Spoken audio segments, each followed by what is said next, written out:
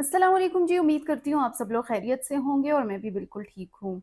Sports की बात करते हैं। आपको पता है कि स्पोर्ट्स जो है वो काफ़ी ज़्यादा हो रही है इस वक्त, लेकिन सबसे पहले मैं आप लोगों के कमेंट्स लाजमी जो है वो शामिल करना चाहूँगी। मुझे बहुत खुशी होती है कि जब आप लोग राब्ता करते हैं, कमेंट्स के ज़रिए मुख्तलिफ़ चीज़ें पूछते रहते हैं और उनका जवाब भी देते हैं।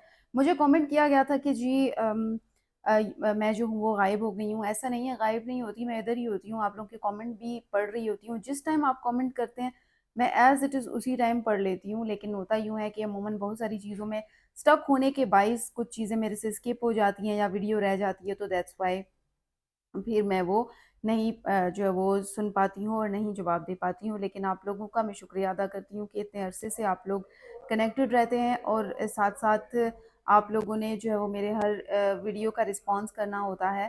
तो मेरी आप लोगों से यही गुज़ारिश है कि इसी तरह आप लोग जो है वो कनेक्टेड रहा करें और कोई आपकी सजेशन हो, कोई आपके कमेंट्स हो, वो लाज़मी आप आकर लिख दिया करें।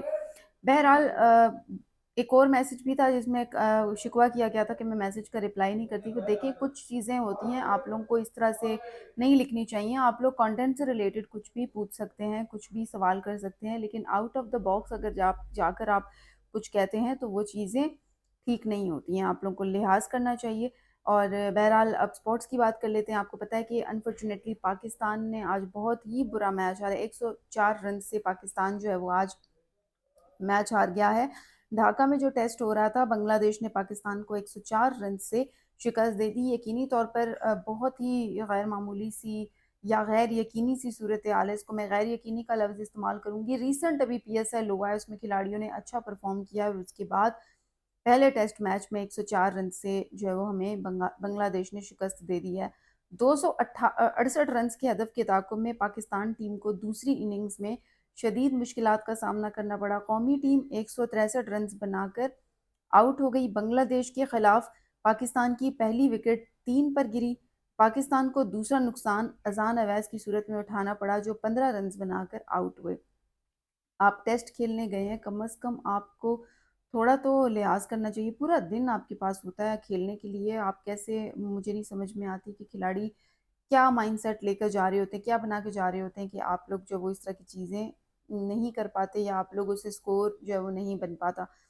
शान मसूद ने 2, अब्दुल्ला फजल 66, जबकि सलमान अली आगा 26, सऊद शकील 15, हसान न्याजी 12, हसन अली 1, जबकि नोमान अली 4 रन बनाकर पवेलियन लौट गए। मेरे ख्याल से थोड़ा लिहाज कर लेना चाहिए, खिलाड़ियों को भी अपने खेल पर तवज्जो देनी चाहिए। मीरपुर में ये मैच खेला गया था।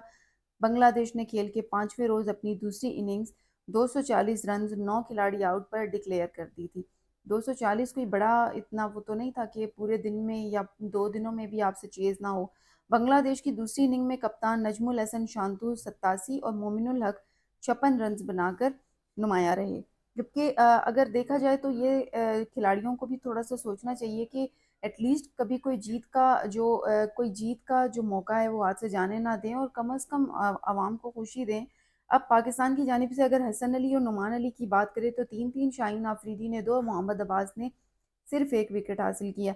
नुमान अली ने टेस्ट क्रिकेट में अपनी 100 विकेटें भी मुकम्मल की। ये बहुत अच्छी बात है कि उन्होंने 100 विकेटें मुकम्मल की, लेकिन अनफॉर्चुनेटली मैच हम नहीं जीते हैं।